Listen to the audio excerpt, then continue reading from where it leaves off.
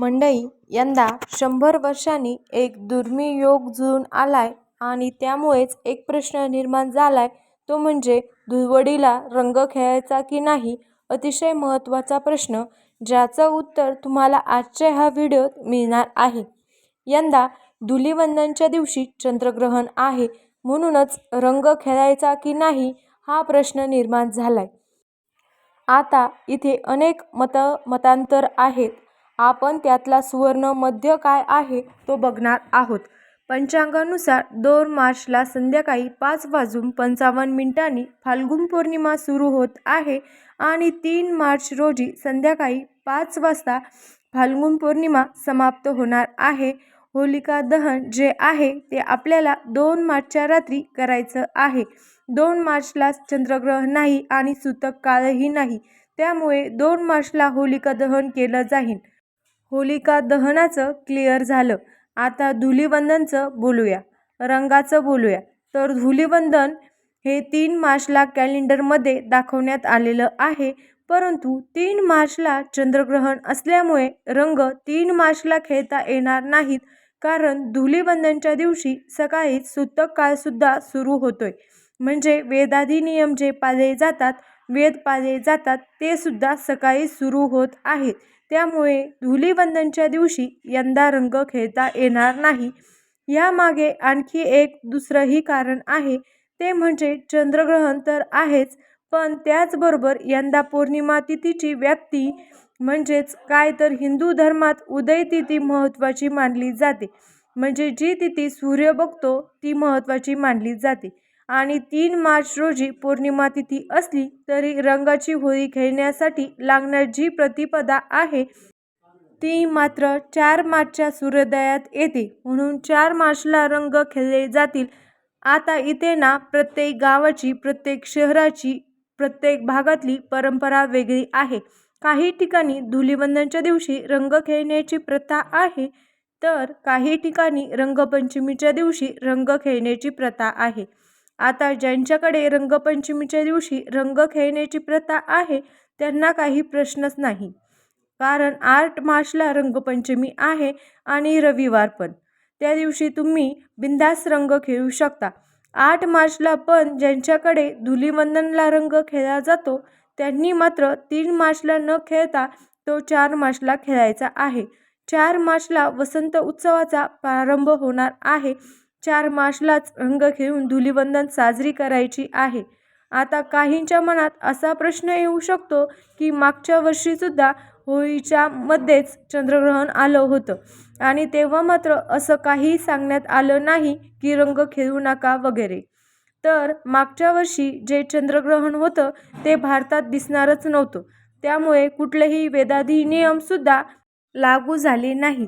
पण हे चंद्रग्रहण भारतात दिसणार आहे ते ग्रस्तोदिक चंद्रग्रहण आहे. हे चंद्रग्रहण 3 तारखेला दुपारी 3:20 चालू होईल आणि संपेल संध्याकाळी 6:48. सकाळपासूनच त्याचे वेध मात्र लागणार आहे, म्हणजे सूतक काळ सकाळपासून सुरू होणार आहे. आता हे जे चंद्रग्रहण आहे ना, ते 4 राशीसाठी शुभ फल देणारे आहे बरं का. कोणत्या 4 राशी आहे? मिथुन, तुळ, वृश्चिक आणि मीन या 4 राशींसाठी ते चंद्रग्रहण शुभ असणार आहे. त्याचबरोबर ज्या राशींनी सावध राहायचं या चंद्रग्रहणामध्ये त्या राशी आहे वृषभ, सिंह, कन्या, मकर. या राशींनी थोडी काळजी घ्यायची आहे. त्याचबरोबर बाकीच्या उरलेल्या राशींना मिश्र फळ मिळणार आहे, म्हणजे कुछ खट्टा कुछ मिठा असं आपण म्हणू शकतो. तर मंडळी, तुम्हाला 2 प्रश्न तर क्लिअर झाले. एक म्हणजे होलिका दहन 2 तारखेला करायचं, 2 मार्चला. रंग 3 तारखेला खेळायचे नाहीत, 4 तारखेला खेळायचे. ज्यांच्याकडे रंगपंचमीला रंग खेळतात त्यांनी 8 तारखेला खेळायचे आहेत. पण सगळ्यात महत्त्वाचा प्रश्न म्हणजे ग्रस्तोदिक चंद्रग्रहण म्हणजे काय. अनेकांना माहीत असेल तरी ज्यांना माहीत नाही त्यांच्यासाठी ग्रस्तोदिक चंद्रग्रहणाचा अर्थ, ग्रस्त म्हणजे ग्रहण लागलेला आणि उदित म्हणजे उगवलेला.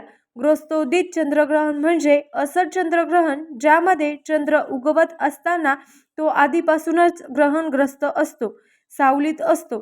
चंद्र आकाशात उगवतो तेव्हा तो आधीच पृथ्वीच्या सावलीत गेलेला असतो, असाच याचा अर्थ आहे. तुम्हाला हे तर माहीत आहे की चंद्रग्रहण तेव्हा घडतं जेव्हा पृथ्वी, सूर्य आणि चंद्र यांच्यामध्ये येतो.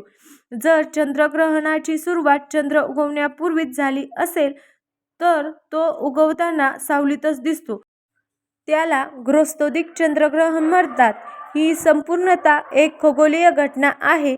वैज्ञानिक दृष्टिकोनातून याचा अर्थ फक्त खगोलीय घटना असा जरी असला तरी ज्योतिषशास्त्रात मात्र ह्या घटनेला भरपूर महत्त्व आहे आणि म्हणूनच ह्या काळामध्ये काय करावं काय करू नये हेही सांगितलं जातं.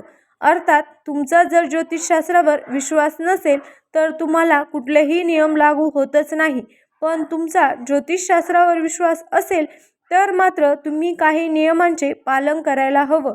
चंद्रग्रहणाच्या काळामध्ये जप करणं, पूजा करणं, स्तोत्र करणं हे अत्यंत शुभ मानलं जातं. मंत्र उजळून घेतले जातात. अर्थात ज्या मंत्राचा जप नेहमी केला जातो ते मंत्र जर चंद्रग्रहण काळात जपले तर त्याला दिव्यत्व प्राप्त होते.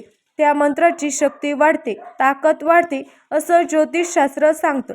आता जे आजारी आहेत, वृद्ध आहेत, बालक आहेत किंवा स्त्रिया गर्भवती आहेत त्यांनी 3 तारखेला सकाळी 11 वाजल्यापासून ते ग्रहण मोक्षापर्यंत वेद पाळावेत असे कॅलेंडरमध्ये सांगण्यात आलेलं आहे.